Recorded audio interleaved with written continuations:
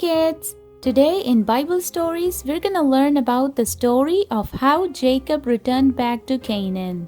Are you ready to hear the story? Let's get started. Eventually, Jacob and Rachel had a son who was named Joseph. Jacob told Laban that he wanted to return to his homeland to Canaan. Laban knew Jacob had done a great job looking after his sheep and cattle and did not want to lose him. So he said, "Name your wages and I will pay them."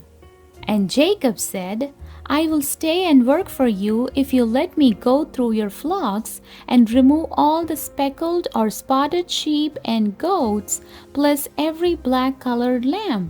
They will be my wages." And Laban agreed to do so. Jacob found that by peeling the bark of poplar, almond, and plane trees and putting the peeled branches in front of the feeding trough where the flocks drank, he may get the young flocks who were streaked, spotted, or specked, and therefore it will become his. He made separate flocks for himself, and these became larger and stronger than those that belonged to Laban. In his way, Jacob became very rich and had many servants. Laban's sons protested that Laban's flocks were not doing as well as Jacob's flocks. Jacob soon noticed that Laban's attitude towards him was not what it had been. Then the Lord said to Jacob, "Go back to the land of your fathers, and I will be with you." Rachel and Leah agreed to go to Canaan with Jacob. They got on their camels and took their herds with them, but they did not tell Laban that they were leaving. Before they left, Rachel stole her father Laban's household gods. 3 days later, Laban was told that Jacob had gone. He immediately set off in pursuit. Jacob had pitched his tent in the hill country of Gilead. After 7 days, Laban caught up with Jacob. But in a dream, God warned Laban not to say anything good or bad to Jacob. "Why did you run off and deceive me?" Laban asked. "You didn't even let me kiss my grandchildren and my daughters goodbye. And why did you steal my gods?" Jacob replied that he had not said goodbye as he was afraid Laban would not let him go.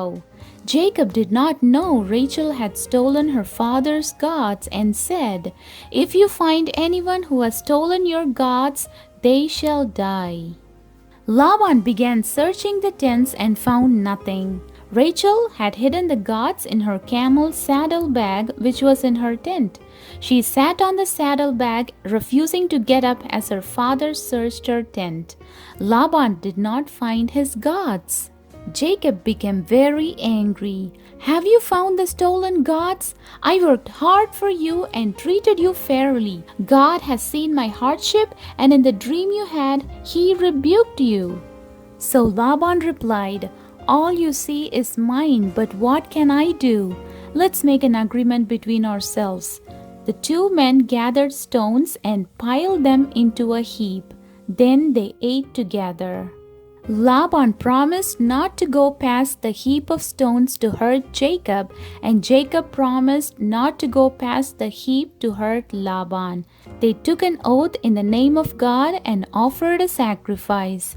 The next morning, Laban kissed his daughters and grandchildren goodbye and then returned home. The end.